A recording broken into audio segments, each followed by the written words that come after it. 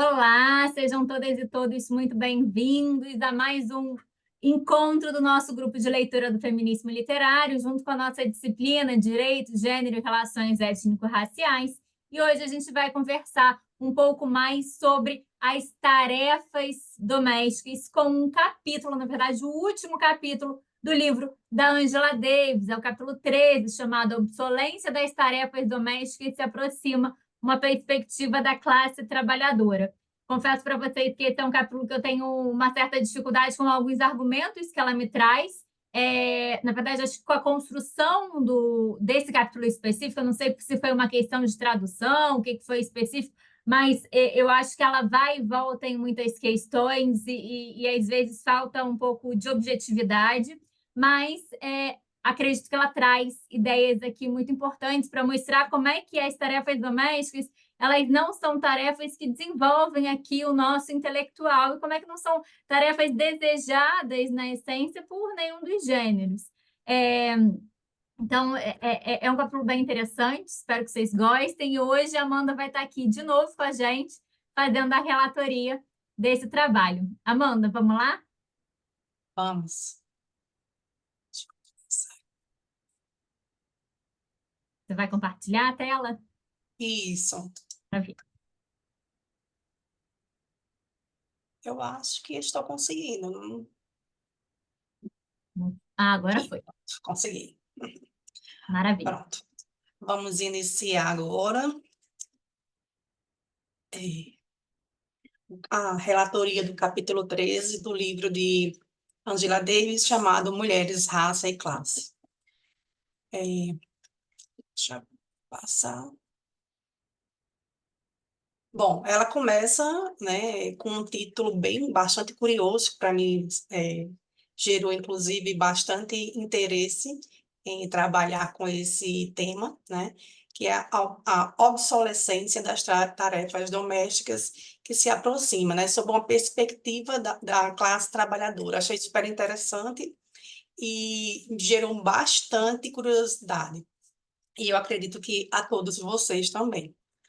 Vamos lá, seguindo. E que, no decorrer da, da minha análise acerca desse capítulo, vocês vão compreender o porquê que ela dá exatamente esse nome ao capítulo, né? Que ela faz uma progressão histórica sobre as tarefas domésticas e sobre uma perspectiva não só de classe, como de gênero, né? Eu trago esse terceiro slide aqui bastante significativo, né? E à medida que eu vou falando sobre a obra, eu vou falando um pouquinho mais sobre esse slide. Vamos lá. A autora explica, né, que por mais alarmante que esses dados sobre... Aliás, desculpa, a autora começa falando sobre as tarefas domésticas, a exaustão das tarefas domésticas para as mulheres, né, para o sexo feminino, e ela diz que as mulheres perdem, em média, durante a sua vida, 4.000 horas, que equivale, né, a 166 dias de um ano, né, em que as mulheres perdem para tarefas domésticas, ou seja, elas passam mais da metade de um ano, cerca de 46%, desculpa, cerca de 46% de um ano, trabalhando, se elas trabalhassem ininterruptamente, né? Trabalhando para a família, né, para a economia familiar, e apenas elas. Seria um trabalho exaustivo e singular só das mulheres, né? E eu fiquei um pouco curiosa para saber sobre essa informação e fui atrás desse livro. Ela retira exatamente desse livro chamado Woman's Work, que é dessa autora Anne Oakley, e esse livro é de 1976, embora a imagem aparente ter mais tempo, mas essa obra é de 1976. Gente, eu estou com um probleminha aqui na mandíbula, eu estou com uma dificuldade enorme para para falar, porque eu tive uma reação alérgica. Enfim, mas depois eu falo. Eu estou falando e mordendo a língua ao mesmo Ah, tempo. tadinha. Mas pô, visivelmente não está dando, não está aparecendo nada. Aí, voltando aqui ao texto, então ela fala sobre a exaustão das tarefas domésticas, o quanto as tarefas são árduas, sem sentido, aliás, sem sentido não, mas sem criatividade, sem algo que motive, né, o ser humano, no caso a mulher, né? E ela também comenta que sem acrescentar a carga mental e exaustiva também das mães, né, que não é a carga mental, né, da mãe, não é apenas a carga de uma trabalhadora doméstica, porque enquanto a trabalhadora doméstica tem seus horários de trabalho, a mãe tem um horário ininterrupto, né? Ela passa o tempo todo pensando no que vai fazer para o filho, sobre a questão de combater doenças, a questão da alimentação, a questão da educação, enfim, uma série de situações. E ela fala também, a autora deixa bem claro que esse trabalho doméstico e esse trabalho de mãe, ele é muito invisibilizado, ele é invisível. E eu trago também esse fantasminha no slide justamente para fazer essa referência. E ela bebe da fonte de duas autoras, que são essas duas aqui, Deidre e Bárbara, que eu não vou ousar falar o sobrenome de Bárbara, porque e por isso não vou falar de Idre, mas que ela bebe na fonte dessas duas autoras para poder respaldar a sua argumentação, a sua visão no texto, né, sobre essa carga mental que a mulher é direcionada, que a sociedade direciona sempre para a mulher. Então, ela, por mais alarmante, né, que esses dados nos revelem de informações quanto à sobrecarga feminina nas tarefas domésticas, a autora ainda pontua que nada se compara à extenuante atenção dada aos filhos e a toda a carga mental que a sociedade espera e atribui à mulher nessa relação. E finalizando esse slide, gostaria de pontuar ainda a afirmação da autora traz, que a autora traz sobre a invisibilidade das tarefas domésticas, né? Que ninguém as percebe, exceto quando são feitas. Aliás, quando não são feitas, notamos a cama desfeita, mas não notamos o chão esfregado e lustrado. Essa frase é oriunda do próprio Manufacture of Housework, que é um livro dessas autoras, essas duas autoras que eu acabei de mencionar. Eu estou aqui, Amanda, você trouxe aqui esses dados que a Angela Davis começa no capítulo dela, mas como você mostrou ali, são dados da década de 1970, né? Mas Isso. não é uma realidade que passa longe da nossa realidade de hoje em dia. Então, eu estou tentando achar aqui para mostrar para vocês, porque tem um relatório que é trazido pelo Observatório de Igualdade de Gênero da América Latina e do Caribe, da CEPAL, que é um órgão das Nações Unidas. E o que esse relatório mostra? Daqui a pouco eu estou tentando achar aqui o dado para falar especificamente para vocês, mas eu posso mandar o link daqui a pouquinho. O que esse relatório ele fala? Olha, homens e mulheres eles trabalham na sociedade brasileira e latino-americana ao mesmo tempo. Eles gastam o mesmo tempo de trabalho, em média 40 horas de trabalho semanal. A diferença é que o tempo de trabalho das mulheres não remunerado é o dobro do que o tempo de trabalho dos homens. Então, as mulheres elas ganham menos porque elas estão com aquela dupla jornada dentro de casa. Então, elas conseguem fazer um meio expediente na rua, principalmente quando a gente tem aqui a questão da maternidade, mas ela faz um duplo expediente e dentro de casa ela não ganha nada por isso. Então, o tempo de trabalho não produtivo dessa mulher, com cuidado das tarefas domésticas, cuidado do lar, cuidado dos filhos, é muito superior ao trabalho dos homens. E aí a gente entra numa próxima questão. As mulheres elas estão entrando no mercado de trabalho, mas a gente está tendo o movimento inverso. Os homens eles estão assumindo seu papel também, porque também é papel do homem, papel de cuidar da sua própria casa. Será que isso está acontecendo? Eu quero achar o dado específico aqui do Brasil, porque a planilha não está abrindo, para falar para vocês o tempo específico em horas, mas eu lembro que a planilha era isso, a mulher ela trabalha o mesmo tempo que o homem, a diferença é que parte desse trabalho, metade desse trabalho não é remunerado. Isso. Aí, voltando agora para o texto, né? A autora afirma que desvincular o trabalho doméstico do sexo não alteraria verdadeiramente a natureza opressiva do trabalho em si, né? Porque ela acredita que ninguém deveria perder tempo com um trabalho desestimulante, né? E, diante disso, ela também faz algumas considerações, né? Porque ela acredita que o movimento feminista conseguiu alcançar muitas mulheres, né? E as mulheres começaram a modificar sua linha de pensamento e raciocínio e compreender que, como seres humanos, né, nós mulheres também deveríamos assumir uma parte dos trabalhos, ao passo que os homens também deveriam, como seres humanos também que são, deveriam dividir e assumir outra parte do seu, aliás, do trabalho que é oriundo de uma família, que é oriundo de um casal, né? Então, elas começam a modificar a forma de pensar e começam a exigir dos seus parceiros um auxílio, né? Mas elas pensam que esse auxílio está vindo naturalmente a partir de uma compreensão lógica de que ambos são seres humanos e que vão dividir suas responsabilidades de casal e de família, né? Aí a autora vai e começa a trazer alguns questionamentos. Será que essa mudança de consciência, né, que impulsiona mulheres a reclamarem, né, por um auxílio, como foi essa mudança de consciência, né? Aí ela também gera uma pergunta. Será que que eles ainda pensam que o trabalho é exclusivo da mulher, né? Que tipo, eu estou fazendo, mas eu sei que o trabalho não é meu, o trabalho é dela. Eu estou aqui fazendo algo que não deveria, né? Eu estou fazendo algo que não era da minha responsabilidade.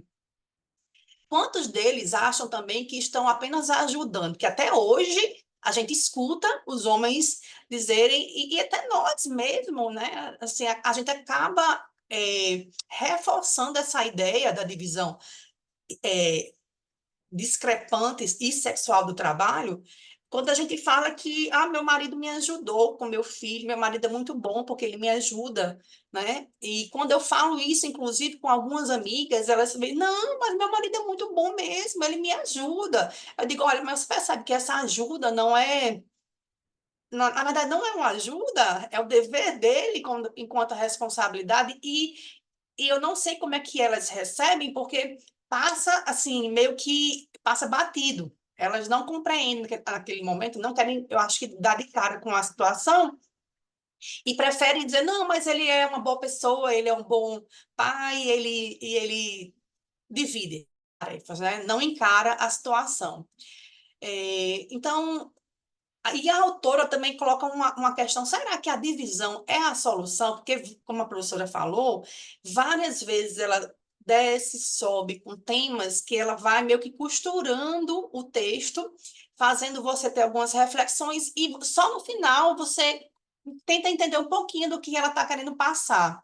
Porque, de fato, embora a gente ache que é um tema muito comum e trivial, talvez, da nossa vida, a gente acha que não tem técnica, mas existe por trás um conhecimento apurado sobre esse assunto. Eu vou continuando aqui. Então, qual seria a solução que a autora traz, né? Davis acredita que transformar a realidade da natureza das tarefas seria transformar a realidade da natureza das tarefas domésticas. Mas como seria esse processo? As atividades domésticas deveriam ser incorporadas na economia industrial. Tipo escala, eu compreendi dessa forma, tipo escala industrial, com a divisão e a maximização da produção, tipo Fordismo. Eu meio que compreendi dessa forma, professora, né? Que ela fala assim, que equipes treinadas e bem pagas de trabalhadoras e trabalhadores, indo de casa em casa, operando máquinas de limpeza de alta tecnologia, poderiam realizar de forma rápida e eficiente o que a dona de casa atual faz de modo árduo, primitivo e cotidiano, né? Eu quis, assim, para ter uma analogia, eu quis entender como são as facções de roupas, né? Uma facção faz o bolso, a outra coloca o zíper, a outra coloca, faz a tintura. E no caso dessa transformação da realidade da natureza das tarefas domésticas, eu acreditava que o seguinte, que ela acho que uma equipe viria na casa, lavaria a roupa, ou então a casa viria e faria uma atividade de alimentação para a semana, ou para a quinzena. Né? Bom, foi isso que eu fiquei imaginando, professor, porque ela não dá um exemplo assim, muito nítido, mas eu fiquei divagando sobre o que seria possível. Ela não concretiza, né? Ela dá ideias, mas ela não concretiza. Eu achei difícil também pensar a aplicação disso no mundo real. Quando eu estava lendo o É, livro dela, e você vê que o livro dela foi escrito em 1980, se eu não me engano, a primeira, agora eu não sei, aqui no 1981, a primeira versão do livro dela. Eu fiquei pensando aqui em formas de automatização das tarefas domésticas, como os robôs que a gente tem hoje em dia, que limpa o chão e passa exato. pano, né? Eu pensei em algumas coisas assim, e também pensei em uma indústria específica. Mas aí reside também a pergunta, tá? Mas continua sendo um trabalho que não é um trabalho para quem vai exercer, mesmo com esse maquinário todo, quem exerce esse trabalho não é um trabalho produtivo. É, então, a gente acho que permaneceria na mesma lógica, né? Mas é isso, eu acho que a minha dificuldade com esse capítulo específico foi conseguir imaginar o que ela estava pensando quando ela escreveu, como é que eu concretizo essas propostas. Porque nos outros, a gente consegue, nos outros capítulos dela que a gente leu, a gente consegue ver talvez não nem sempre propostas concretas, mas a gente consegue aplicar na realidade, né? Agora, nesse, eu tive um pouco essa dificuldade. Não sei o que vocês sentiram, gente. Se vocês quiserem trazer contribuição também, eu senti um pouco dessa dificuldade de visualizar. Alguém quer trazer alguma informação? Aí, voltando, professora, com relação a essas atividades de robô, a robótica, né, robótica de hoje em dia, é interessante que ela sugestiona que a mulher não trabalhe, só que ela trabalha para que a máquina funcione, por exemplo, né? No caso da máquina de lavar roupa, de lavar louça, a mulher tem que estar sempre agindo para poder fazer com que aquele maquinário funcione. E também gera argumentos do tipo, não foi você que lavou, foi a máquina, né? E faz com que as mulheres, inclusive, deixem de colocar as roupas na máquina, as louças na máquina, e digam, oxe, mas não sou eu que não estou fazendo, né? Quem faz é a máquina, então pronto, ela vai fazer sozinha, né?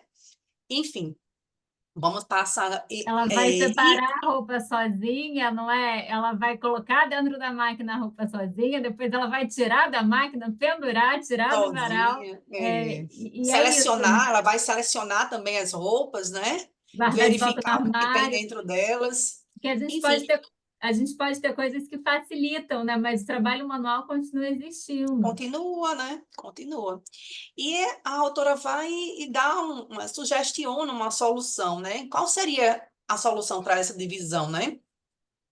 É, e então, transformar a realidade da natureza das tarefas domésticas, mas como seria o processo, né? As atividades domésticas deveriam ser incorporadas na economia industrial, que eu já acabei de comentar. E por que, então, essa automação, digamos assim, das tarefas domésticas não ocorre? Por que a sociedade não enxerga esse lado, né? Ela diz que não ocorre, né, que não se viabiliza, porque o modo de produção capitalista é avessa ainda à industrialização das tarefas domésticas, porque os lucros seriam pequenos e não atrairiam importância.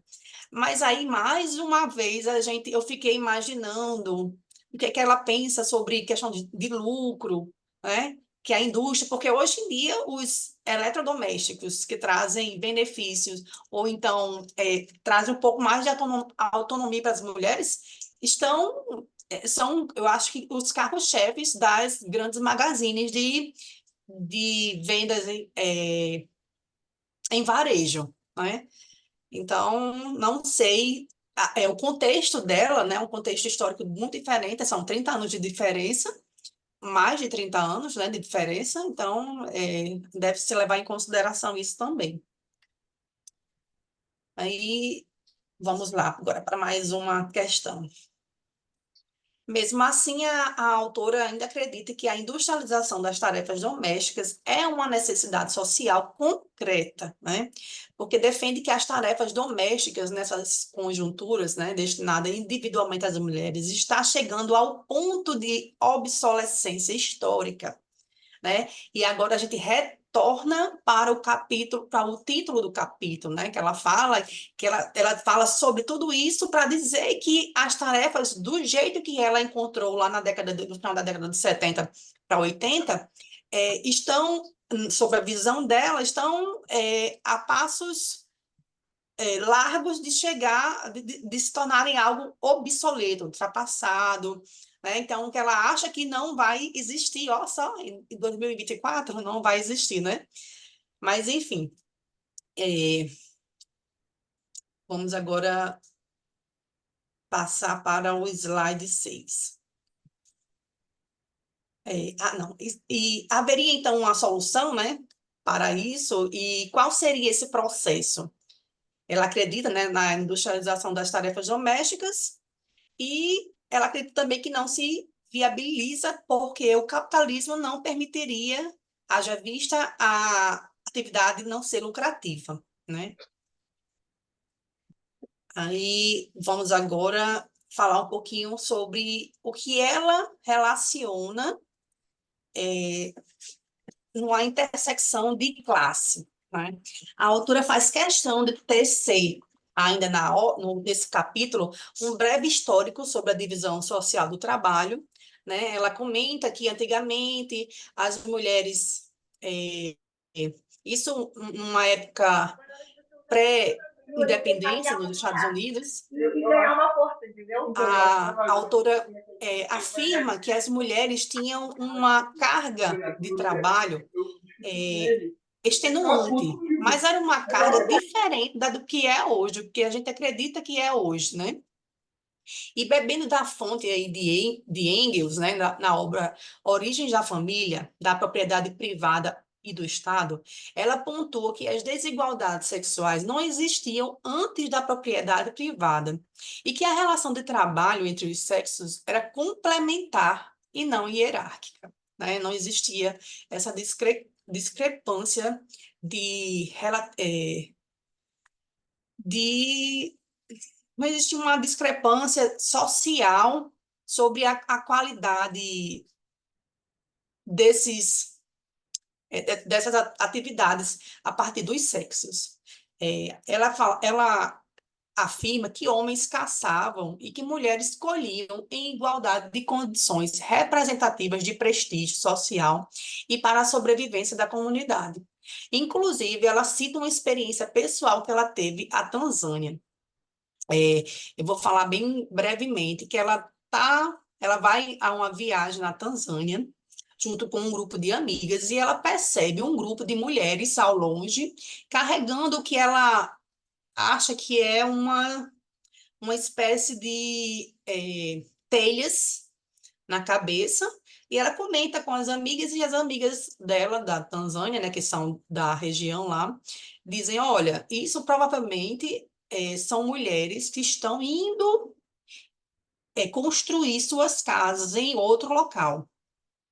Aí ela consegue entender, a partir dessa análise da conjuntura social das mulheres da Tanzânia, que são de uma tribo que estariam não teriam atingido a revolução alcançada, né, uma revolução industrial, e que as mulheres, elas eram, nesse momento, dentro da tribo, elas eram não só as, elas não só proviam a família, como elas também faziam todo tipo de atividades relacionadas à casa, inclusive a própria construção da casa.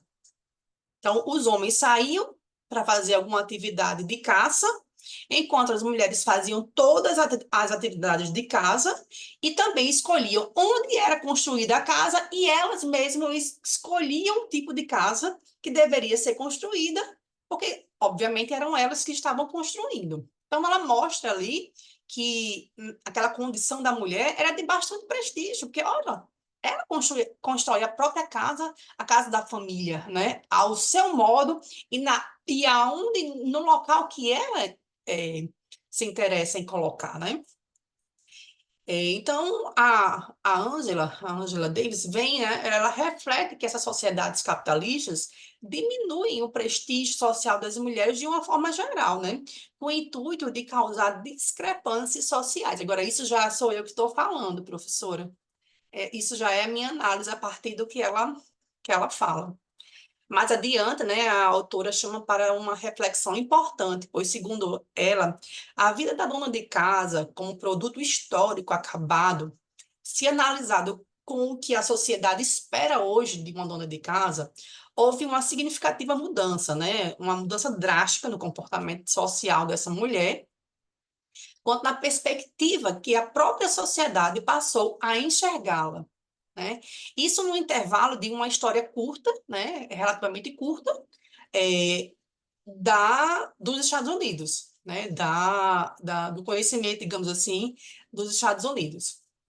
Ela dá o seguinte exemplo, né, que cultivava-se grande parte dos alimentos que as mulheres cultivavam grande parte dos alimentos, teciam o pano das roupas, faziam manteiga, produziam o queijo, o pão, as velas, o sabão, tricotavam, ou seja, a mulher é uma verdadeira máquina, né, de fazer uma dezena de coisas ao mesmo tempo e no mesmo dia, e ela, inclusive, ela fala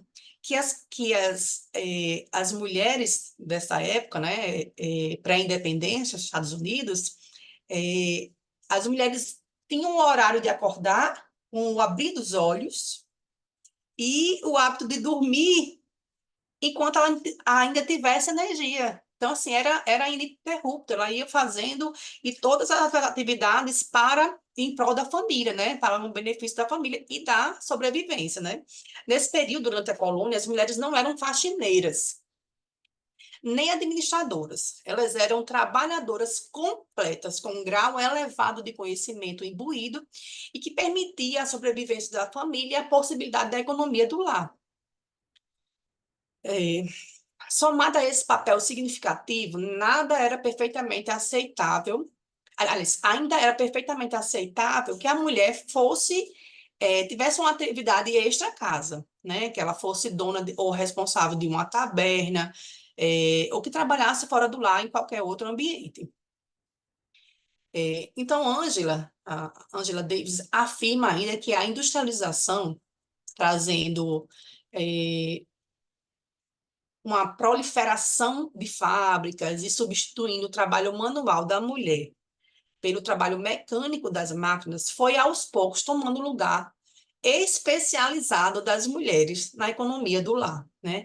E isso ela diz que é uma ironia, né? Assim, porque que a autora chama a atenção para a engraçada constatação, que se não fosse trágico, até seria cômico, né? Porque o fato das mulheres terem sido as primeiras pessoas convocadas pelas fábricas para serem pioneiras na industrialização de algo que elas já faziam, né? E que posteriormente elas foram dispensadas para dar lugar aos homens, né? Então ela vai lá, ela passa todo o seu know-how, consegue produzir os produtos que ela já fazia em casa, agora em grande escala, e passa esse know-how para os homens. À medida que ela passa, os donos das fábricas vão e dispensam elas, né? Essa é a ironia. E a autora explica, então, por que as tarefas domésticas foram desvalorizadas socialmente. Porque a economia voltada para o lucro do capitalismo, se comparado paralelamente ao trabalho doméstico, este trabalho foi naturalmente definido como uma forma inferior do trabalho. Aqui eu deixo uma pequena crítica, se é possível, professora, como eu estou fazendo uma análise, né? É que se fosse assim, as escravas, as pessoas escravizadas não tinham, as mulheres, né, escravizadas não tinham ido para as casas das senhoras de engenho, por exemplo, né? As próprias senhoras de engenho faziam os trabalhos, né? Se não fosse um trabalho desvalorizado, né? Aí, o slide, vamos voltar agora para um próximo slide. Como subproduto, a autora continua falando, né? E que como subproduto ideológico dessa transformação econômica foi o surgimento da dona de casa, que passou a ser a guardiã desvalorizada da vida doméstica. Nunca tinha ouvido essa frase. Mas existia uma contradição de que a dona de casa e de que dona de casa estamos falando. Aí eu vou e aciono as palavras de Sojourner, né? Quando ela diz assim, eu não sou uma mulher, para vocês terem mais ou menos uma noção do que eu vou falar agora. Porque mulheres pobres, imigrantes brancas, que eram assalariadas e de modo secundário trabalhavam em casa, e aquelas outras mulheres também do Sul, que trabalhavam fora de casa em regime de escravidão, né? Existia essa guardiã, né, da vida doméstica desvalorizada, né, para essas mulheres. Então, ela afirma categoricamente, né, que a dona de casa refletia uma realidade parcial, pois ela era, na verdade, um símbolo da prosperidade econômica de que gozavam a classe média emergentes, a burguesia. Ou seja, a própria percepção social era classista e excludente. Se me permitem, obviamente, usar de termos que são anacrônicos, né? Devido ao nosso contexto social, histórico-social. E agora ela faz uma análise racial da divisão do trabalho.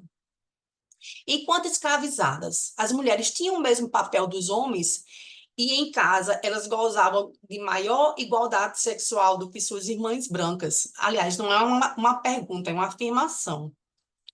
E, na verdade, as mulheres negras nunca tiveram como foco central das suas vidas as tarefas domésticas, as tarefas do lar, né? Porque elas precisavam ser fonte para permitir a sobrevivência de sua família. E ela cita ainda outras mulheres negras, né, tão importantes que fizeram com que as mulheres negras tivessem acessassem um conhecimento e saíssem de uma é, de um de um contexto e passassem a interpretar melhor o contexto em que viviam, né? Então, aí eu trago Sojourner, né? Harriet e Rosa Parks. E para as mulheres negras, ela acredita que não. Ela acredita que as mulheres negras não terem vivenciado essa fraqueza, né? De como esposa submissa, lhe deu forças e outra percepção também, mas a um custo muito alto, muito elevado, porque fez as mulheres negras assumirem um papel que hoje nós conhecemos como o mito da mulher guerreira, né?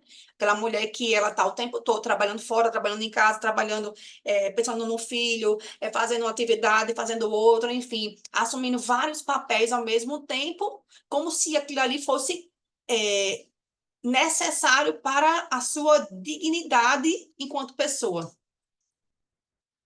A autora volta a falar da dificuldade da mulher negra acessar o mercado de trabalho também, devido ao racismo, não só ao sexismo, mas ao racismo também, né? E para desarticular esse pensamento, ela sugere que o fardo das tarefas domésticas seja socializado e dividido entre a classe trabalhadora. Ela volta a falar também sobre a degradante realidade das tarefas domésticas e da possibilidade de um pagamento semanal do governo para melhorar a condição de dona de casa, né? Talvez essa fosse a chave para a emancipação das mulheres. Será? Né? Deixo essa reflexão para pensarmos também, porque a autora também ela vai e volta sobre essa questão. Será que aqui a remuneração da trabalhadora doméstica é a solução? Né? Porque as tarefas domésticas devem ficar restritas às mulheres, né? E mesmo sendo pagas e sem e mesmo sendo pagas, quem se beneficia de seus serviços é o atual empregador do seu marido e dos seus filhos também. Porque um trabalhador precisa de roupas limpas, precisa se alimentar, precisa ter um lar dignamente confortável para poder descansar e ir para o trabalho todos os dias, né? Então, a autora diz que consegue inferir que a dona de casa é realmente um trabalhador, e um trabalhador secreto, né? Do interior do processo de produção capitalista, porque as tarefas domésticas, né? São uma situação elas dão uma situação de uma pré-condição já para a sobrevivência do trabalhador. E essa Mas, de parte, fato, perdão, essa parte, Amanda, eu achei uma sacada sensacional que ela traz, né? De mostrar que tem uma indústria capitalista aqui por trás que tá lucrando com essa exploração feminina dentro de casa. Então, não é só o benefício dos familiares, quem está naquela casa, do marido, exato, do filho, etc., dos pais, né, que estão mais velhos, idosos, não é o benefício só dessa da família, né? Mas o benefício maior é do empregador, porque o empregador ele quer pagar menos para a mulher que entra no mercado de trabalho, porque outro empregador está pagando mais para o seu marido, né? exato, Então, essa sacada dela é muito genial. Então, no final das contas, essa mulher não tinha que ser remunerada também pelo empregador do marido, pelo empregador daquele que está fazendo essa engrenagem funcionar, porque a mulher está no âmbito privado. Essa análise dela nesse capítulo, para mim, foi uma sacada muito boa. verdade. Mas, de fato, as mulheres estariam felizes se as tarefas fossem remuneradas pelo governo. De fato, as mulheres estariam felizes sendo remuneradas, né, por essas tarefas cotidianas, sem criatividade, exaustivas, enfim. Na verdade, a autora diz, né, que, na verdade, o sexismo e o machismo é uma das grandes justificativas para as elevadas taxas de desemprego entre as mulheres, né? E que, ademais, os salários diminuiriam o tédio, desculpa, os salários diminuiriam o tédio da mulher no ambiente doméstico, né? Será que o valor do salário, né, dessa mulher, dessa pessoa que ficaria em cargo de todas as atividades, né, e sendo remunerada para isso, o tédio seria suportado a partir dessa remuneração? Então, ela finaliza dizendo que a abolição das tarefas domésticas enquanto responsabilidade privada e individual das mulheres é claramente um objetivo estratégico da libertação feminina. E aqui eu finalizo, professora.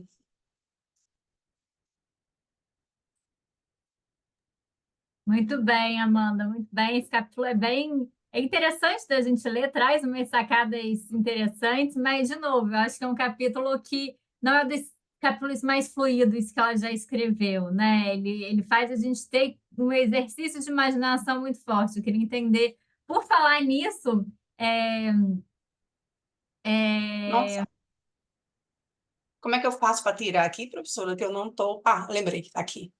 chá, é, Ué, vê se você conseguiu.